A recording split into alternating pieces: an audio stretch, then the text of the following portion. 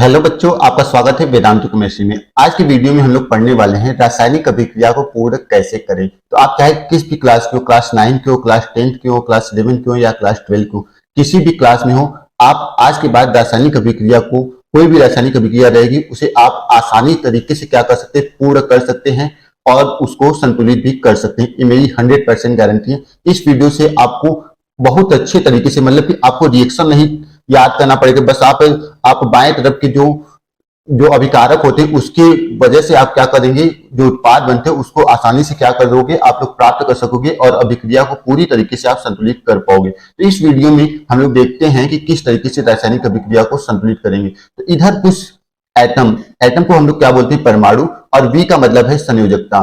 तो जो एटम इस साइड आपको सभी परमाणु के नाम दिए गए हैं और इधर उस परमाणु की संयोजकता लिखा गया है। तो ये चीज आपको ध्यान रखना है। अब संयोजकता कैसे निकालते हैं ये चीज मैं बता देता हूं आपको। किसी भी परमाणु की अगर बाहरी कोश में अगर 8 इलेक्ट्रॉन हैं तो उसकी संयोजकता कितनी होगी, 0 होगी। ये चीज आपको ध्यान रखना है। अगर किसी एटम की, किसी परमाणु की बाहरी कोश में 4 से कम इलेक्ट्रॉन है, 4 से कम इलेक्ट्रॉन, मतलब इलेक्ट्रॉन की संख्या जो है वो क्या है, 4 से कम रहेगी। 4 से कम अगर इलेक्ट्रॉन है तो आपको ध्यान देना कि उस एटम की संख्या जितनी इलेक्ट्रॉन रहेंगे वो रहेगा। ठीक, अगर किसी भी एटम की, किसी भी परमाणु की बाहरी कोश में इलेक्ट्रॉन 4 से अधिक है, 4 से अधिक, ठीक, 4 से अधिक है, तो उस कंडीशन में क्या होगा, जो इतना अधिक होगा, मतलब 4 से जितना अधिक होगा, जैसे 5 हो गया, तो उस कंडीशन में आप क्या करोगे, 8 में से 5 को घटा दोगे और आपके पास क्या बचेगा, 3 बचेगा, और इस पे क्या लगा दोगे, माइनस। जैसे किसी परमाणु के बाहरी कोश में 6 इलेक्ट्रॉन है तो उससे क्या करोगे, 8 में से 6 घटा दोगे और आपके पास कितना बच जाएगा, 2, तो इसके आगे क्या लगा दोगे, माइनस। लेकिन अगर बाहरी कोश में 4 से कम इलेक्ट्रॉन रहेंगे तो उस कंडीशन में जैसे 4 रहेंगे तो उसकी संयोजकता +4 हो जाएगी। ठीक, बाहरी कोश में 3 इलेक्ट्रॉन है तो उसकी संयोजकता +3 हो जाएगी। बाहरी कोश में 2 इलेक्ट्रॉन है तो उसकी संयोजकता 2। लेकिन अगर 5, 6, 7, 8 रहेंगे तो उस कंडीशन में आप क्या करोगे, 8 में से माइनस करोगे। इतना आपको समझ में आ गया। लेकिन इसके साथ ही कुछ और कंडीशन रहते हैं। जैसे 2 एटम को छोड़ दो, हाइड्रोजन और हीलियम। हाइड्रोजन और हीलियम को आपको क्या करना है, कंसीडर नहीं करना है। ठीक, तो हाइड्रोजन और हीलियम को आप कंसीडर नहीं करोगे क्योंकि हाइड्रोजन के पास केवल 1 इलेक्ट्रॉन होता है और हीलियम के पास 2 ही इलेक्ट्रॉन होता है, तो हीलियम की भी संयोजकता 0 होती है। और एक चीज और आपको ध्यान रखना है, हीलियम की संयोजकता, मतलब इसके लिए 8 इलेक्ट्रॉन की जरूरत नहीं पड़ती, इसकी संयोजकता 0 होती है। ये चीज आपको ध्यान रखना है। तो इधर हमने क्या लिखा है, जितने भी परमाणु हैं 20 तक, आपके मैक्सिमम सिलेबस में 20 तक में ही आपका काम हो जाएगा। तो hydrogen, helium, lithium, beryllium, boron, carbon, nitrogen, oxygen, fluorine, या इस तरीके से 20 तक जितने भी एलिमेंट्स हैं उस सारे एलिमेंट्स के यहाँ पे क्या है, लिखे गए हैं। इसके नीचे भी कुछ आयन्स हैं। आयन का मतलब होता है जैसे मूलक, तो यहाँ पे कुछ मूलक दिए हुए हैं, उसकी संयोजकता, जैसे किसी के ऊपर माइनस आ जाता है, किसी के ऊपर प्लस आ जाता है, तो उसकी संयोजकता यहाँ पे लिखी हुई है। ये चीज आपको क्या करना है, ध्यान रखना है कि कैसे इस अभिक्रिया को हम लोग क्या करेंगे, संतुलित करेंगे। ठीक है, तो सबसे पहले अब हम लोग क्या करते हैं, संयोजकता कैसे निकलता है ये तो मैंने आपको बता दिया। अब मैं एग्जांपल के थ्रू आपको समझाने की कोशिश करूंगा। जैसे यहाँ पे हाइड्रोजन है, हाइड्रोजन के पास कितने इलेक्ट्रॉन होते हैं, हाइड्रोजन के पास 1 इलेक्ट्रॉन होता है। ठीक, तो इसकी संयोजकता कितनी हो जाएगी, +1। ठीक, और क्लोरीन के पास जो इलेक्ट्रॉन होता है वो कितना इलेक्ट्रॉन होता है, 17 इलेक्ट्रॉन होता है। अभी आपको दिखा रहा हूं मैं, यहाँ पे आपको क्या दिख रहा है, क्लोरीन दिख रहा है। तो क्लोरीन के पास कितने इलेक्ट्रॉन है, 17 इलेक्ट्रॉन, और इसकी संयोजकता कितनी होगी, -1 होगी। -1 संयोजकता कैसी हुई, जैसे मैंने अभी आपको बताया कि 17 इलेक्ट्रॉन का मतलब क्या होगा, पहला जो सेल है उसमें कितने इलेक्ट्रॉन होंगे, 2 इलेक्ट्रॉन, दूसरे वाले में 8 होंगे और तीसरे वाले में 7। तो 2, 8, 10 और 7, 17 हो गए। तो 7 है यहाँ पे, तो 7 को क्या करोगे, 8 से घटा दोगे तो आपके पास क्या मिलेगा, 1 मिलेगा। तो अगर 8 में से घटाने पे जो आ गया वो इसकी क्या हो जाएगी, संयोजकता हो जाएगी। तो क्लोरीन की संयोजकता कितनी हो गई, -1 हो गई। अब यहाँ पे हम लोग देखते हैं क्लोरीन की संयोजकता कितनी हो गई, -1। इतना बात क्लियर।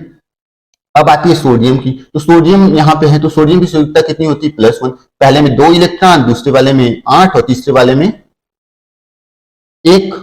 तो यहाँ पे 8 से घटाने की जरूरत है नहीं, क्योंकि 5 से अधिक रहेगा तब उस कंडीशन में घटानी पड़ती है। तो यहाँ पे 1 इसकी है, तो 1 इलेक्ट्रॉन है बाहरी कोश में, तो इसकी संयोजकता कितनी हो जाएगी, +1। और OH में देखिए यहाँ पे ऑक्सीजन है, यहाँ पे हाइड्रोजन है, तो ऑक्सीजन की जो संयोजकता होती है वो कितनी होती है, -2, और हाइड्रोजन की संयोजकता कितनी होती है, +1। तो -2 और +1 को जोड़ोगे तो क्या मिलेगा, -2 +1, दोनों को जोड़ दिए तो आपको क्या मिलेगा, 2 में से 1 चला जाएगा, यहाँ पे 1 बचेगा और 1 2 के आगे क्या है, माइनस, तो यहाँ पे -1 मिलेगा। तो इसलिए OH की संयोजकता कितनी हो जाएगी, -1। इतना क्लियर। अब जब भी कोई भी रासायनिक अभिक्रिया को आपको पूर्ण करना पड़ेगा, उसमें आपको ध्यान देना कि ये जो OH है ये दोनों एक में है, तो जो बाहर वाला एटम रहेगा वो दूसरे वाले परमाणु से या दूसरे वाले आयन से जुड़ेगा, और जो अंदर वाला परमाणु रहेगा वो अंदर वाले परमाणु से जुड़ेगा, और जो अंदर वाला रहेगा उसे हम लोग पहले लिखेंगे।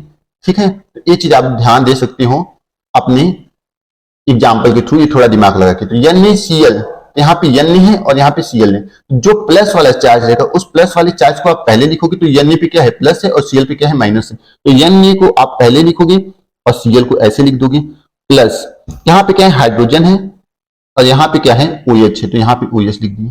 ठीक, ये चीज आपको समझ में आ गया। अब Na पे क्या था +1 था और क्लोरीन पे क्या था -1 था।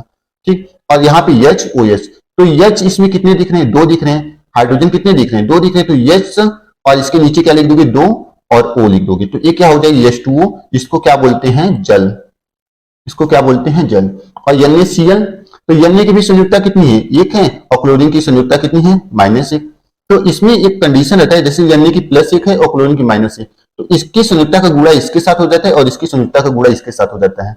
लेकिन एक चीज और ध्यान दिया जाता है कि हम लोग संयुक्ता में जब मतलब रिएक्शन को लिखते हैं तो उसमें क्या लिखते हैं माइनस और प्लस नहीं लगाते, तो इसकी भी एक रहेगी इसकी भी एक रहेगी, तो जो फॉर्मूला बनेगा वो NaCl ही बनेगा प्लस H2O। तो अभिक्रिया क्या हो गई, जब HCl और NaOH की अभिक्रिया कराते तो आपको क्या मिलता है NaCl और H2O। ठीक, ये चीज आपको क्या रहे ध्यान रखना है, मतलब आपका अभिक्रिया जो बन के तैयार हुआ वो ये तैयार हुआ, ये तो मैंने आपको समझाया हुआ है। ठीक, ये चीज आपको ध्यान रखना है। नेक्स्ट हम लोग देखते हैं NH4Cl प्लस H2O। क्लियर है, तो यहाँ पे NH4 प्लस, तो NH4 पे क्या आता है, NH4 प्लस पे आता है +1, NH4 प्लस पे +1 आता है और Cl पे क्या आता है -1 आता है। ठीक, और H2O में क्या है, H2O किससे मिलकर बना हुआ है, एक हाइड्रोजन से और एक OH से मिलकर बना हुआ है, तो हाइड्रोजन पे क्या आता है +1 और OH पे क्या आता है -1, ये तो आपको पता है। अब क्या आपको पता है जो बाहर वाला रहेगा, जैसे NH4 ये क्या है 1 में, तो ये बाहर वाला इस वाले से अभिक्रिया करेगा और जो अंदर वाला रहेगा वो इससे अभिक्रिया करेगा। ठीक, तो NH4 है तो NH4 यहाँ पे लिख दिए, ये किससे अभिक्रिया करेगा OH, क्योंकि जल को तोड़ते तो हमें क्या मिलता है OH और OH मिलता है, तो इस साइड हमें क्या दिख रहा है OH दिख रहा है, तो ये बाहर वाला क्या है प्लस है, तो ये बाहर वाले माइनस से रिएक्शन करेगा, तो NH4 OH मिल गया प्लस, यहाँ पे हाइड्रोजन है तो H और यहाँ पे क्या है क्लोरीन, तो यहाँ पे क्या मिल गया हमें HCl मिल गया। ठीक, इस तरीके से अब NH4 की वैलेंसी कितनी थी, संयुक्ता कितनी थी +1 और OH की संयुक्ता कितनी थी -1 और हाइड्रोजन की संयुक्ता +1 और क्लोरीन की संयुक्ता -1, तो इसका इसमें गुणा कर दो, इसका इसमें गुणा कर दो, इसका इसमें गुणा कर दो, इसका इसमें गुणा कर दो, मतलब क्रॉस गुणा होता है। तो NH4 का -1 में तो यहाँ पे चिन्ह तो लगाया नहीं जाता, हमें क्या मिलेगा NH4 OH मिलेगा प्लस HCl मिलेगा। ठीक, तो यही क्या हो जाएगा, इस अभिक्रिया को संतुलित करने पर हमें यही मिलेगा NH4 OH plus HCl। Clear है।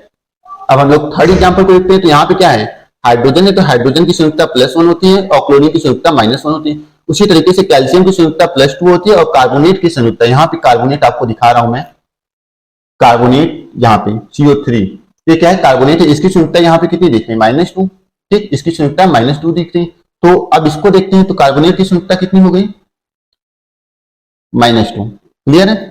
अब यहाँ पे देखिए आपको थोड़ा सा यहाँ पे प्रॉब्लम होगी, ताकि अभी आप तो सिंगल सिंगल वाला जिसकी संयुक्ता +1 और -1 इस तरीके से आती थी उसका आप सॉल्व कर रहे थे, अब आपको दूसरी देखने हैं। तो हाइड्रोजन किसके साथ अभिक्रिया करेगा, ये बाहर वाला इस बाहर वाले के साथ और ये अंदर वाला इस अंदर वाले के साथ क्रिया करेगा। तो यहाँ पे जो अंदर वाला है उसको पहले लिख लेते हैं, तो यहाँ पे क्या हो जाएगा कैल्शियम पे प्लस चार्ज है और जिसपे प्लस चार्ज रहता है उसी परमाणु को हम लोग क्या करते हैं पहले लिखते हैं, तो यहाँ पे Ca पहले हो जाएगा और Cl बाद में हो जाएगा। अब कैल्शियम की संयुक्ता कितनी है +2 और क्लोरीन की संयुक्ता कितनी है -1। ठीक, फिर प्लस लगा देते हैं, यहाँ पे क्या है फिर यश हाइड्रोजन है और यहाँ पे CO3 है, तो यहाँ पे हाइड्रोजन लिख देते हैं और यहाँ पे CO3 लिख देते हैं। तो CO3 की संयुक्ता -2 और हाइड्रोजन की संयुक्ता +1। इतना बात क्लियर। आप प्लस वाले एटम को क्या करोगे पहले लिखोगे। अब इस वाले जो कैल्शियम के ऊपर +2 है वो किसके साथ जुड़ेगा क्लोरीन के साथ, और क्लोरीन की जो -1 है वो किसके साथ जुड़ेगा कैल्शियम के साथ। यहाँ पे क्या हो जाएगा Ca, क्लोरीन की संयुक्ता कितनी है 1 है, तो इसके आगे 1 लगाओगे तो उस 1 का कोई मतलब नहीं होता, जब 1 से अधिक कोई नंबर रहता है तो उसको हम लोग लगाते हैं। और क्लोरीन का इसके साथ जोड़ोगे तो क्लोरीन कितना है 2, तो यहाँ पे 2 लगाना पड़ेगा। ठीक, अब यहाँ पे देखिए H इसके साथ गुणा करेगा क्योंकि H की संयुक्ता कितनी 2, अरे H की संयुक्ता 1 है और कार्बोनेट की 2 है, तो यहाँ पे इसका इसमें क्रॉस मल्टीप्लाई होगा और +1 का इसमें मल्टीप्लाई होगा, तो H2 हो जाएगा और CO3। लेकिन ये क्या है, H2CO3 जो होता है ये संतुलित अवस्था में नहीं रहता है, इसलिए किसमें टूट जाता है, ये टूट जाता है H2O प्लस CO2 में। ठीक, तो ये चीज आपको ध्यान देना है, क्योंकि H2O निकल जाएगा, यहाँ पे पानी और कार्बन डाइऑक्साइड गैस में टूट जाते हैं, तो इसको बैलेंस करेंगे तो हमें क्या मिलेगा, CaCl2 plus CO2 plus H2O। ये क्या हो जाएगा, अभिक्रिया हो जाएगा। इसको ऐसे आप समझ सकते हो कि जैसे ये वाला जो रिएक्शन उसका आपको कहाँ पे मिला है, उसका आपको यहाँ पे मिला है। ठीक, इस वाले अभिक्रिया को आपको कहाँ पे मिला है, यहाँ पे मिला है। ठीक, मतलब आपको कैसे बनाना है ये मैं बनाने का तरीका बता रहा हूँ इसमें। नेक्स्ट 4 नंबर का एग्जांपल हम लोग देखते हैं। यहाँ पे K3PO4 प्लस AlNO3 का होल थ्राइस। यहाँ पे पोटेशियम किसके साथ अभिक्रिया करेगा, NO3 के साथ, और एल्यूमिनियम किसके साथ अभिक्रिया करेगा, फास्फेट आयन के साथ। तो पोटेशियम इसके साथ अभिक्रिया करेगा तो क्या हो जाएगा कि पोटेशियम की कितनी होती है, +1, और फास्फेट की कितनी होती है, -3। ठीक, एल्यूमिनियम की कितनी होती है, +3, और नाइट्रेट की कितनी होती है, -1। ठीक, तो ये मैंने यहाँ पे लिखा हुआ है, अगर आप देखना चाहते हैं यहाँ पे थोड़ा सा देखिए आप लोग। यहाँ पे पोटेशियम है, तो पोटेशियम की यहाँ पे क्या लिखा हुआ है, +1। पोटेशियम की क्या है, +1। ठीक, फास्फेट PO4 का मैंने क्या बताया, -3। तो PO4 का यहाँ पे देखिए आपको दिख रहा होगा, PO4 का क्या है, -3।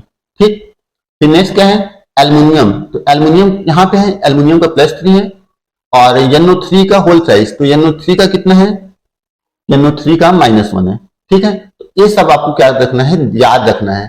ठीक, अब इसको हम लोग क्या करेंगे, बैलेंस करेंगे। तो पोटेशियम किसके साथ, NO3 के साथ, तो पोटेशियम NO3, तो नाइट्रेट की कितनी है, -3, अरे नाइट्रेट की -1 है, नाइट्रेट की -1 और पोटेशियम की +1 होती है। और फिर क्या है, एल्यूमिनियम है, तो एल्यूमिनियम की कितनी है, +3, और फास्फेट की कितनी है, -3। क्लियर है, तो अब इस पे भी प्लस है, इस पे भी -1 है, मतलब इस पे +1 है, इस पे -1 है, तो 1 1 ही दोनों है, क्योंकि हम लोग चिन्ह तो लगाते नहीं, तो इसलिए इसका जो फॉर्मूला बन जाएगा KNO3 बन जाएगा। और यहाँ पे क्या है, एल्यूमिनियम, तो एल्यूमिनियम की भी 3 है और फास्फेट की भी 3 है, तो यहाँ पे AlPO4 बन जाएगा। ठीक, तो इस तरीके से अभिक्रिया जो होगी वो क्या हो जाएगी, कंप्लीट होगी। ठीक, ये ऐसे होता है, अभिक्रिया को संतुलित किया जाता है। नेक्स्ट हम लोग क्वेश्चन को देखते हैं। यहाँ पे MgNO3 का होल ट्वाइस प्लस Na2CO3 है, तो मैग्नीशियम किसके साथ रिएक्शन करेगा, CO3 के साथ, और Na किसके साथ करेगा, NO3 के साथ। तो NO3 की कितनी है, -1, और Na की कितनी है, +1। CO3 की कितनी है, -2, अभी मैंने यहाँ पे बताया CO3 की -2। और मैग्नीशियम की कितनी होती है, +2। मैग्नीशियम की क्या होती है, +2, यहाँ पे लिखा हुआ है ना मैग्नीशियम की +2। ठीक, तो अब इसको देखते हैं। तो Mg किसके साथ अभिक्रिया करेगा, CO3 के साथ, तो MgCO3 हो जाएगा प्लस NaNO3। ठीक, तो Mg का कितना है, +2, और CO3 का -2। तो इसमें तो कोई चेंज नहीं हुआ क्योंकि दोनों नंबर सेम है, तो हमारा जो प्रोडक्ट बनेगा MgCO3 ही बनेगा, क्योंकि अगर क्रॉस मल्टीप्लाई करेंगे तब भी तो कोई दिक्कत नहीं होगा ना। अब यहाँ पे NaNO3 का देख लेते, तो NO3 का कितना है, NO3 का -1 है, NO3 का -1, और Na का कितना है, Na का +1 है। तो इसको हम लोग ऐसे कर लेते हैं NaNO3, क्योंकि दोनों का प्लस और -1 ही है, तो इसमें भी कोई चेंज नहीं होगा। अब इसमें देखते हैं कि हमारा जो एटम है वो संतुलित है कि नहीं, हमारा जो एटम है वो संतुलित है कि नहीं। यहाँ पे सोडियम 2 दिख रहा है और NO3 कितना दिख रहा है, 2 दिख रहा है, तो इसके आगे 2 लगा दो तो Na भी 2 हो जाएगा और NO3 भी 2 हो जाएगा, तो कोई दिक्कत नहीं है। अब हमारा समीकरण संतुलित हो चुका है। ठीक, अब नेक्स्ट हम लोग देखते हैं Na प्लस CeSO4। तो Na किसके साथ अभिक्रिया करेगा, इसके साथ अभिक्रिया करेगा, तो Na की कितनी होती है, +1, और Ca की कितनी होती है, +2, और SO4 की कितनी होती है, -2। ठीक, तो NaSO4 के साथ अभिक्रिया करेगा, तो NaSO4 हो जाएगा, और प्लस क्या लिखेंगे, Ca। इतना क्लियर है। अब आपको देखना है कि Na की कितनी होती है, +1, और SO4 की -2, तो क्रॉस मल्टीप्लाई करेंगे हम लोग, तो Na कितना हो जाएगा, 2, तो Na के नीचे 2 लिख देंगे, और SO4 आ जाएगा प्लस Ca। ठीक, अब Na कितना है, सोडियम यहाँ पे कितना दिख रहा है, 2 दिख रहा है, तो इसको बराबर करने के लिए, संतुलित करने के लिए इस सोडियम के आगे 2 लगा देंगे, तो इस अभिक्रिया को ऐसे पूर्ण करेंगे हम लोग। ठीक, नेक्स्ट हम लोग एग्जाम्पल देखते हैं। नेक्स्ट एग्जाम्पल है एल्युमिनियम क्लोराइड जब अभिक्रिया करती है NH4 का होल थ्राइस PO4 से, तो एल्युमिनियम इस PO4 के साथ ज्वाइन होगी और NH4 किसके साथ ज्वाइन होगा, Cl के साथ, क्योंकि इस पे प्लस आ गया तो एल्युमिनियम पे कितना प्लस आता है, एल्युमिनियम आपको दिख रहा है इसमें +3 है, तो एल्युमिनियम के ऊपर +3 लगा दो, और क्लोरीन का कितना होता है, -1, यहाँ पे -1 दिख रहा है। NH4 पर कितना होता है, +1, अब PO4 पे कितना होता है -3, तो यहाँ पे -3 कर देते हैं। अब Al किसके साथ जुड़ेगा, Al PO4 के साथ जुड़ेगा और NH4 किसके साथ जुड़ेगा, Cl के साथ जुड़ेगा।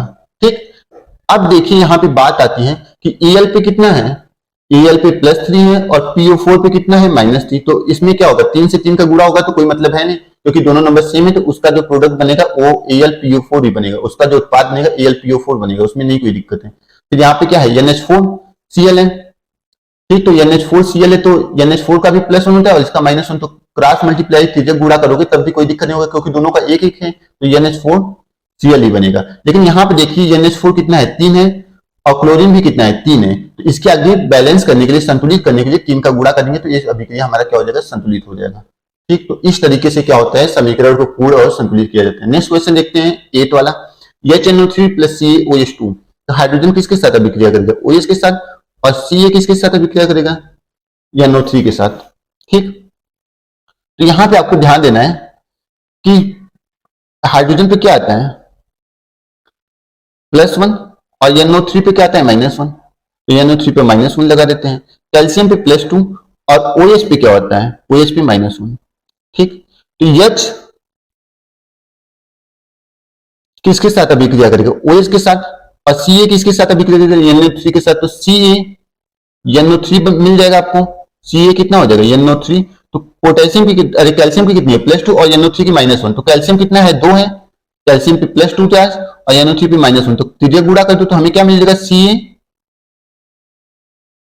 CaNO3 का होल ट्वाइस, क्योंकि इस ये वाला 2 इसके साथ आ जाएगा, क्योंकि NO3 क्या होता है, -1 है, तो इस त्रिज्या गुणा करेंगे तो NO3 के साथ 2 आएगा और 1 किसके साथ आ जाएगा, कैल्शियम के साथ, तो CaNO3 का होल ट्वाइस प्लस।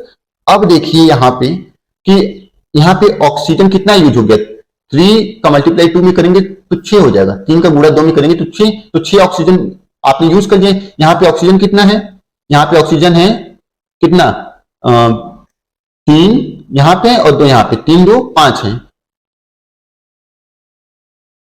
यहाँ पे टोटल ऑक्सीजन कितना है, 3 2 5।